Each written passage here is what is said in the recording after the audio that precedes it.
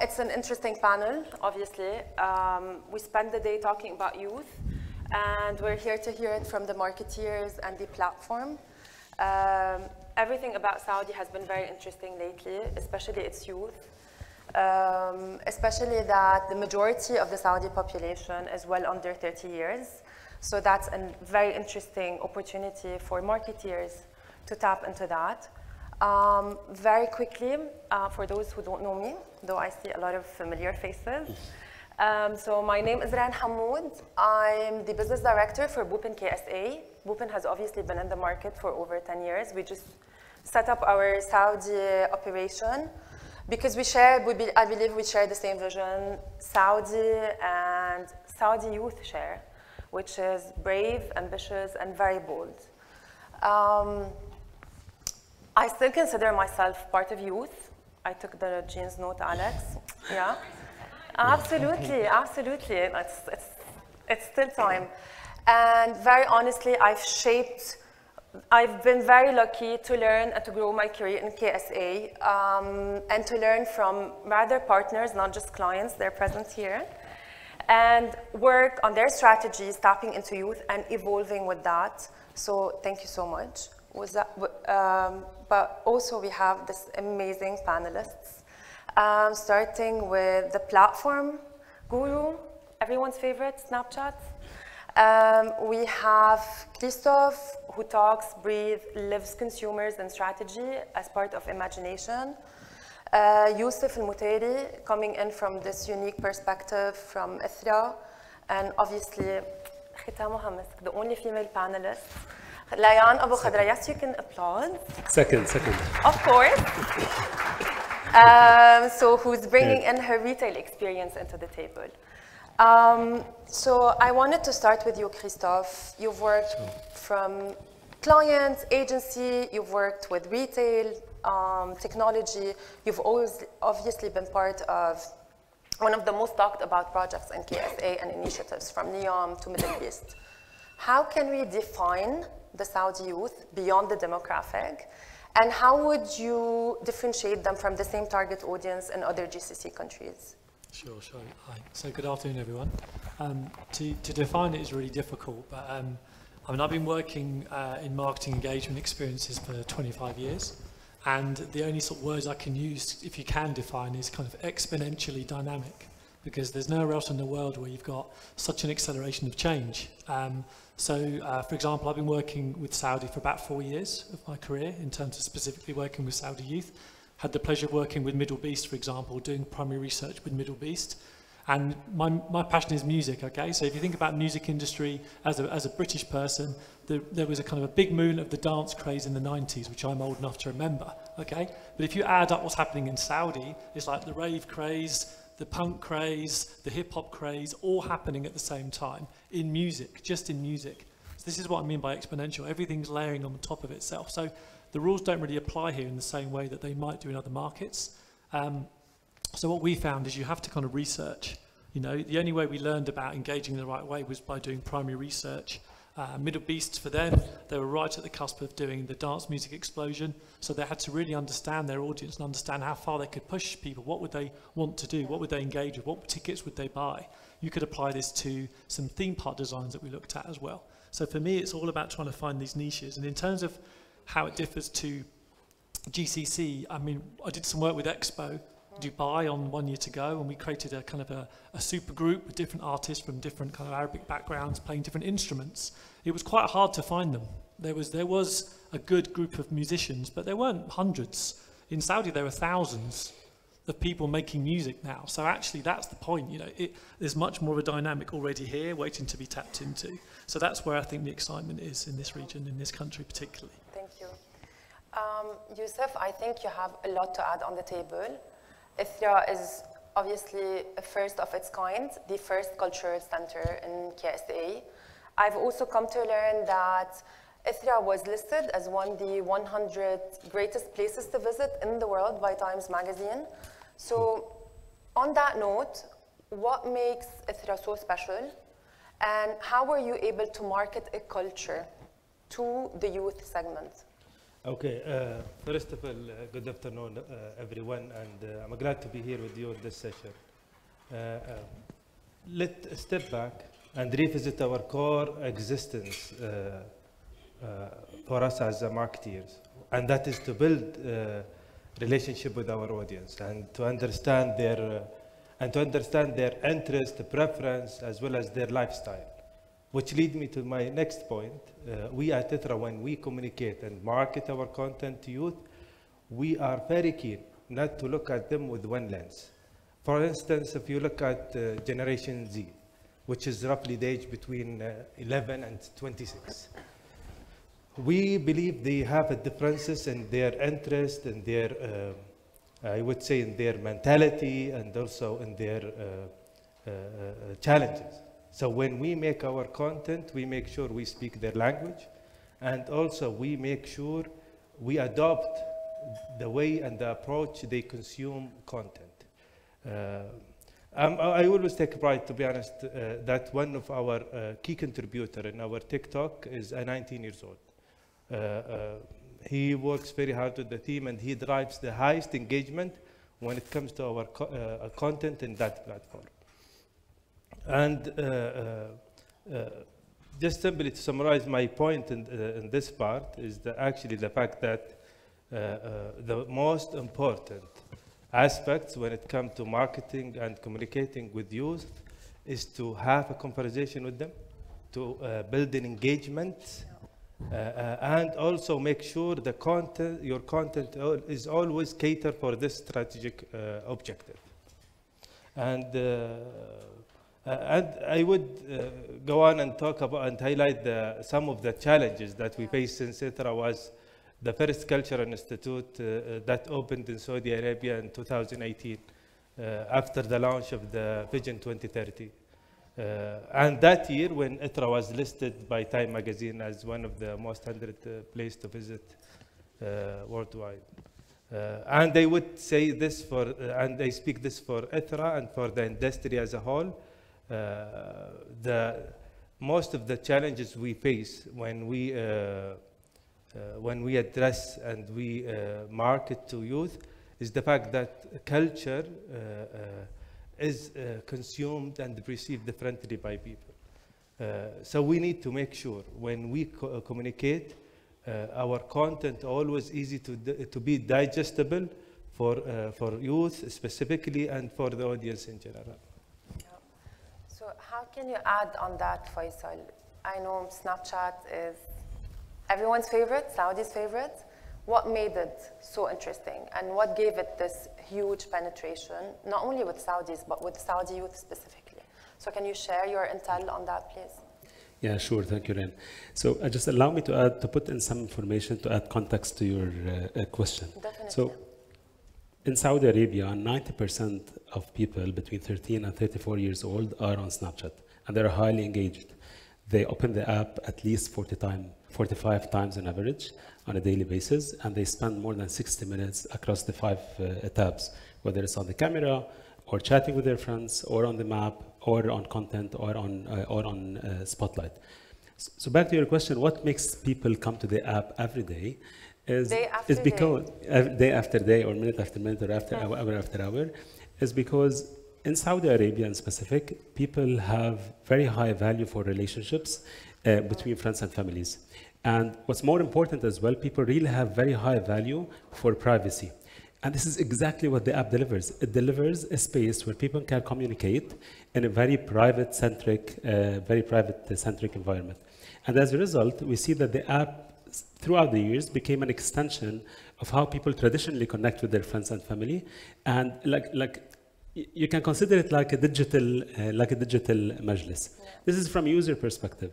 But if you look at it from a brand perspective, what does that mean for brands? What does that mean for advertisers? How do you play within that environment? We heard today some great presentations about how you need to be authentic, how you need to be real. And the thing is, for brands to be in an environment where the relationships are real, that gives an advantage for a higher influence.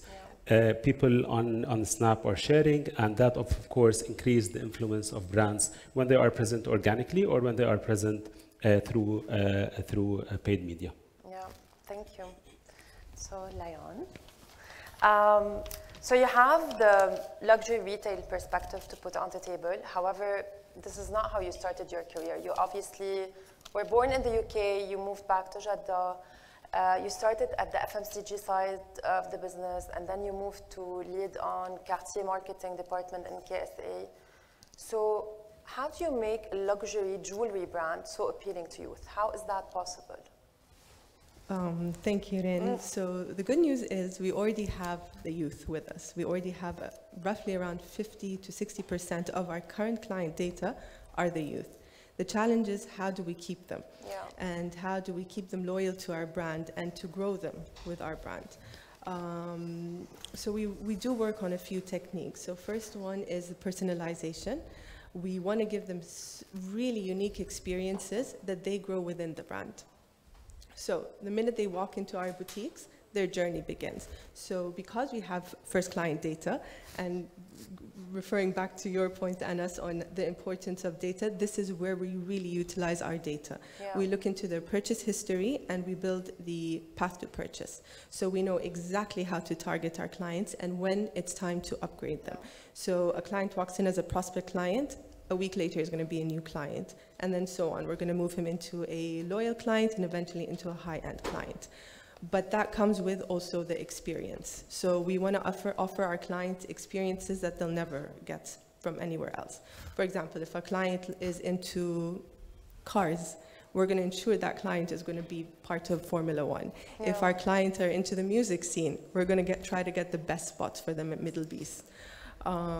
Also, another big important aspect is CRM and client data. So we never disregard our lists. We constantly connect with our clients on different occasions. So weekly, monthly, purchase anniversaries, birthdays, Events. but without bombarding them. Yeah. And we try to connect with them, okay, commercially, but also non-commercially, because we realize that when we connect with them at a non-commercial level, it really generates return on investment. And the third and most important thing is the events. We create exclusive events that the clients know. For them to be part of these events, they need to have a history, a purchase history with us. And we create events that even us, we're like, how are we going to top that the following year? For example, being the first to allow our clients to experience Al-Ula or Dar'iyya. So this is what we do to entice them and for them to keep coming back and back because they know they're going to keep getting these experiences. So back to you, Faisal, and on the note of attention and scarcity and the multiple events and multiple platforms the youth might be available at. So what do you do to make sure that this target keeps on coming and that you're getting the share of attention and they're not going elsewhere? So, first of all, I'm not sure I agree that attention is scarce. I think there's abundance of attention. Is that people nowadays are more in control to decide where they want to invest their time based on how relevant you are as a brand and how innovative you are as a brand. So I think to answer your question quickly, as a platform, we do our effort to stay relevant to the core value that the platform delivers, and at the same time, we make sure that we are innovative. I'll give you an example. One of the most famous features of Snapchat is augmented reality, which is on the camera. We saw that. And today in Saudi Arabia, we've reached like almost 90% of Saudis interact with augmented reality on a daily basis. They're so used to use it. They use it for communication, and they use it for a lot of other utilities that Vish spoke about throughout his presentation. And like, if you look in the past 10 years, when we started innovating in that space, we moved from a technology that was only used for fun in a gimmicky way, like the rainbow that you saw in Vish's presentation, to something that brings utility. And I think that transformation did not happen by coincidence. It happened by us, of course, listening to how people are using augmented reality, and more importantly, how publishers of augmented reality, who are free to publish on the app whenever they want, how they harness the technology to bend it to create utility versus only for fun. Case in point, recently last month we've launched something called the AR Enterprise Solution for Retail. What does that mean? Because we've almost perfected how a bracelet would look on your arm, or how a sunglass would look on your face when you buy, or how a shoe would look on your shoes, on your feet. So that solution, we've created an enterprise solution for that, for retailers to tap into it, and not to have it only on Snapchat, but they can also have it on their app. They can also have it on their website for e-commerce, and more importantly, on ground in their shops, because sometimes you want to just try something without waiting for getting into the changing room to try inventory. Where Layan and myself are laughing because we saw that and we were so close to buy it. Our husbands went crazy, so we didn't do that. So yeah, I do believe that you're bringing the experience, the actual experience to life on digital. But I want to circle back to you, Christophe, and tapping back into Faisal's point on why Snapchat has made it in the social and app world, because it still gives this privacy and this intimacy of experiences, even on such a public platform such as social. Traditions are here to stay, and cultural sensitivities are here in the kingdom, and I believe that they will always stay. So how do you manage that, bringing an experience, an engaging experience, and an experience that's very true to the brand?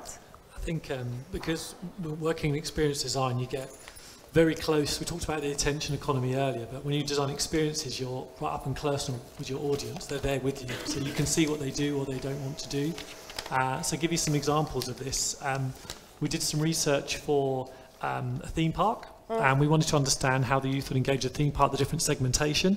And obviously, it's not news to a lot of you, of course, but the youth audience in their 20s still want to be with their grandparents and their parents.